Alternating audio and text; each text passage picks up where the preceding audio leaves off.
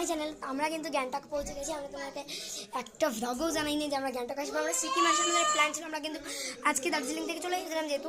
আর তোমাদের সঙ্গে এখন আমি শেয়ার করবো আমাদের গ্যাংটকের রুমটা। জাস্ট দার্জিলিংয়ে আগের দিনের রুমটা থেকে অনেক অনেক অনেক ভালো দিয়েছে। দার্জিলিংয়ে জাস্ট রুমটা 3,500 টাকা আমাদেরকে জঘন্য দিয়েছিল। এটা কত টাকা?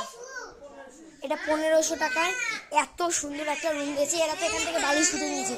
ওখানে আর একটা বালিশ ছিল। এটা একটা কি সুন্দর বেড যেটা আমরা নোংরা করেছি। এখানে একটা ড্রয়ার আছে চার্জ দেওয়ার জন্য। এখানে আছে হচ্ছে তোমাদের একটা টয়লেট পেপার। এখানে সিগারেট খাওয়ার জন্য যে ইয়েটা থাকে। এখানে আমি ব্যাগটা রেখেছি। অ্যান্ড ব্যাগের চাদর আছে। পাহাড়ের দেশে একটাই প্রবলেম, ফ্যান বা এসি কিছু হয় না। এখানে দিয়েছে আমাদেরকে একটা সোফা কাম বেড। এখানে একটা মিরন অ্যান্ড এখানে ব্যাগ ট্যাগ খুলছে না কেন, ব্যাগ ট্যাগ রাখার জন্য ওনারা একটা আমাদেরকে দয়া করে দিচ্ছে। এটা হচ্ছে ওয়াশরুম। আর দেখালাম না এটা। এইখানে একটা টি টেবিল আর এখানে একটা টিভি। তো আমাদের হোম টুরটা এ পর্যন্ত ছিল। বাই।